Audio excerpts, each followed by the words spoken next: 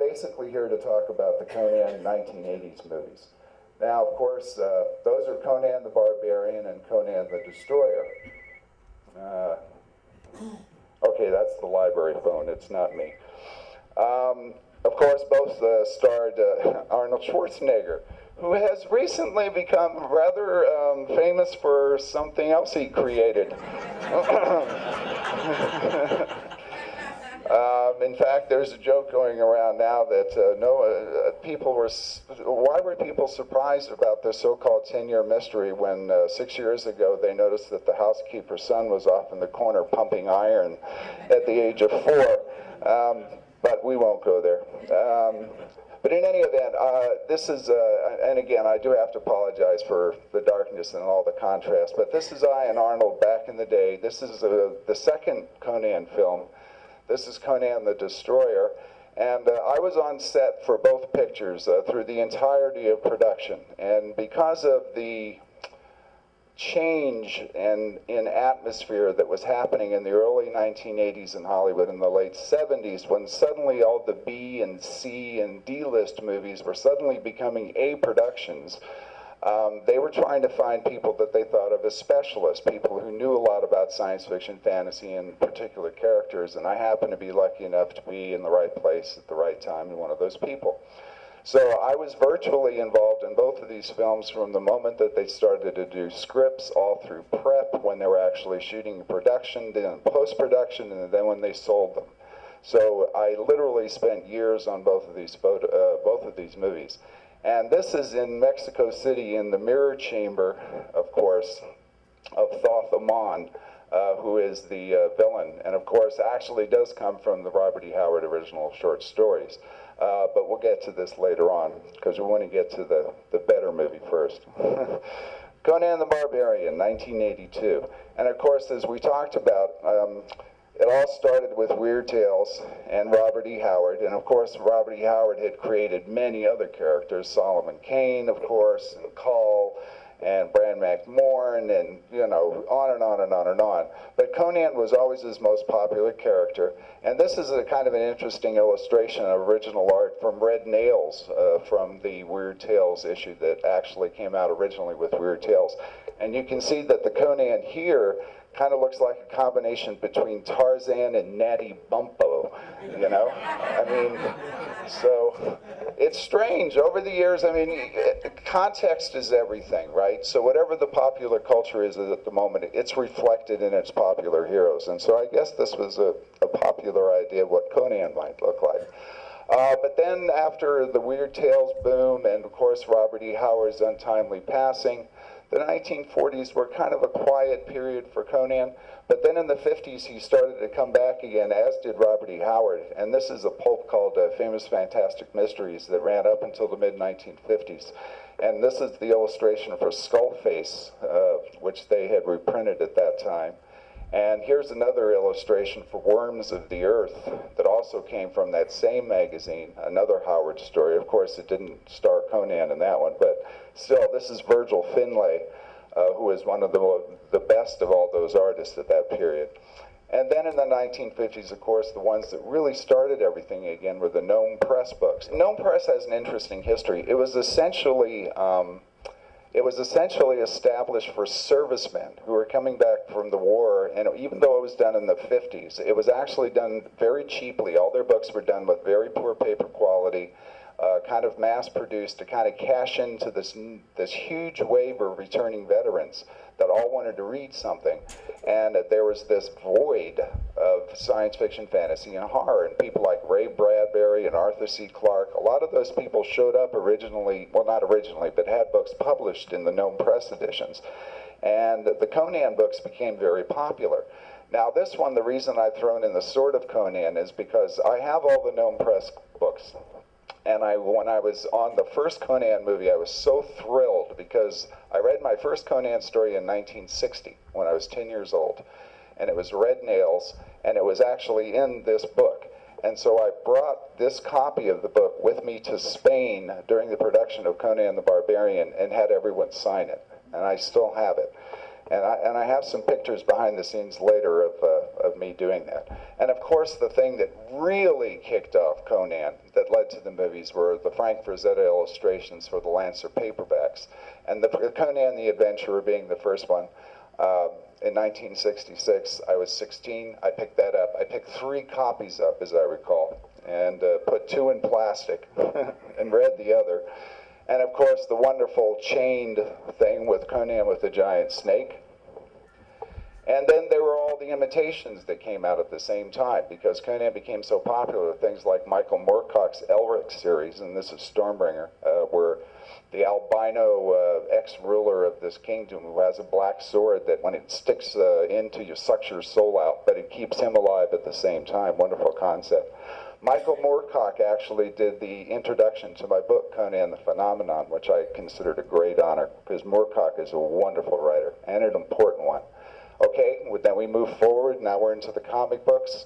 And of course, there's all the Marvel Conans and Savage Sword of Conan. There's another illustration from that period. And all of this finally catches Hollywood's interest through, actually, Glenn Lord.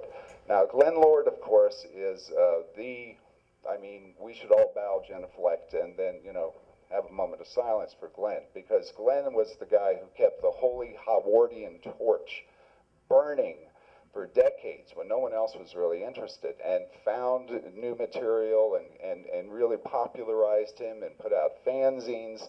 And through Glenn and of course Sprague de Camp, whose picture I don't have up here, and Roy Thomas, who worked for Marvel Comics and of course wrote many of the first Conans and many of the other ones, they all eventually were kind of brought together, not Roy Thomas, but Glenn Lord, L. Sprague de Camp, and the heirs of the Conan properties. In around 1976-77, a company was formed called Conan Properties International by a lawyer named Arthur Lieberman. And that finally brought everyone together to the point where they could say, okay, now we can develop a movie. And so who did they first go to? Not John Milius. Not the guy that actually made the first Conan movie. The first person they went to was Oliver Stone. Yes, the Oliver Stone, who is now a very well-known writer-director, but he was mostly known as a writer back then, and he had just won an Oscar for a movie called Midnight Express. So the CPI people went to Oliver Stone to do the first Conan script, which he did, through the efforts of this guy, the smaller fellow, a guy named Ed Summer. Now, Ed Summer had some connections to Hollywood, including a producer named Edward Pressman, who he had worked with on a movie called Phantom of the Paradise. And after Phantom of the Paradise was over, Ed Pressman went to Ed Summer and said, hey, what else would make a good movie? And he immediately said Conan, because he was a huge Conan fan. But Ed knew everybody, including people like George Lucas. And this is George Lucas and Ed Summer back around 1976. And what Ed there standing is showing George Lucas, like, this is Flashing Swords, which was one of the paperback anthologies from the 70s. And he was trying to get George Lucas to do a Conan movie. So Lucas got very close at one point, but it didn't happen. But to make a long story short, eventually the person that they found was John Milius, looking very happy, holding William Smith's head. John Milius is a real character. I love John, actually. Politically, shall we say, we're different. John is to the right of Genghis Khan. In fact, he calls himself, and he's described himself as a Zen fascist, which I find a really interesting term. But John is actually quite talented. His writing was what first captured Hollywood, and he had written quite a few scripts before he directed his first movie, which was Dillinger with Warren Oates in the mid-1970s. And he also did a surfing movie called Any Wednesday. He also, Big Wednesday. He had also done The Wind and the Lion. And he had a very romantic, historical, kind of sweeping soul to him. He's also a military historian, and he knows quite a bit about military history. Here he is on the set of the first Conan movie, Spring Blood. I think yesterday you saw Market and Dispel like throwing a bucket of blood on like another guy in his movie, and it seems like every Conan director always wants more blood.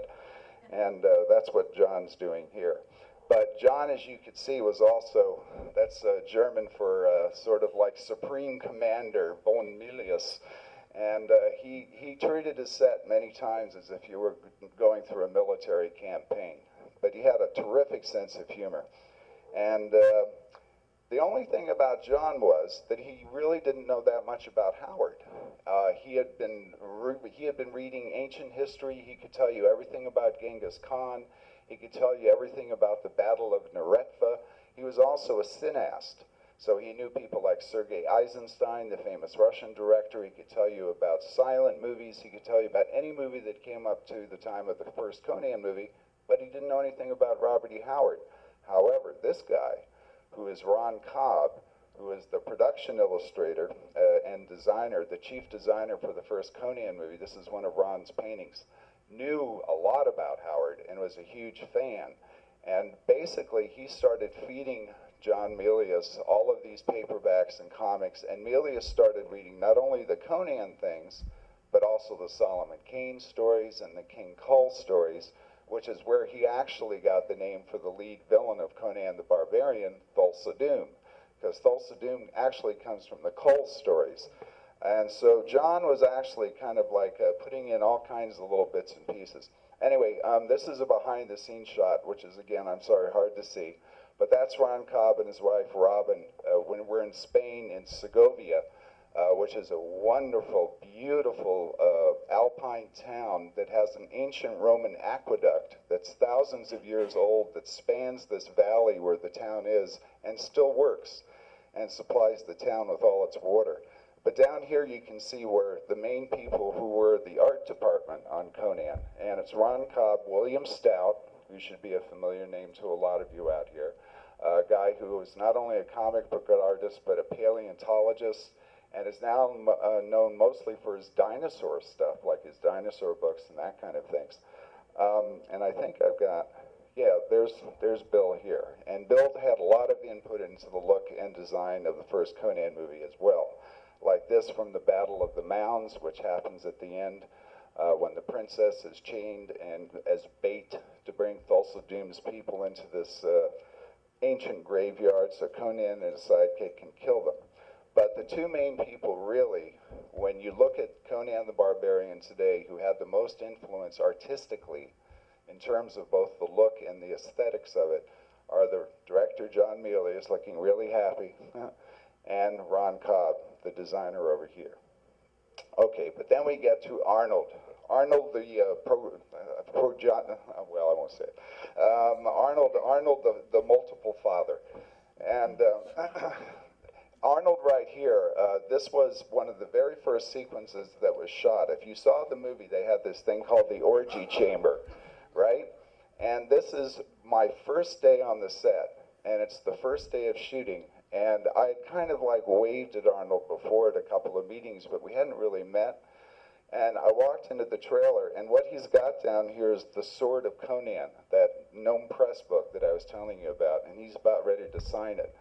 But he looked at me and he goes, Sammon.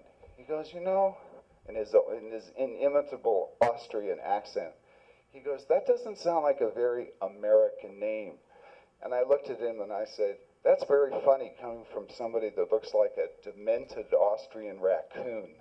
And there was like this moment of silence, and then he just burst out laughing. And I quickly found out that Arnold liked to challenge people verbally. And if you were up to that, then he was your friend. And I never had any trouble with Arnold after that. And we actually wound up working on about 5 or 6 pictures together. But that was a moment. The demented Austrian raccoon. And also here on the Orgy Chamber set, the fellow in the middle is the guy who was the producer, who actually got the money together and had all the sales. And the famous, or depending on your point of view, the infamous Dino De Laurentiis.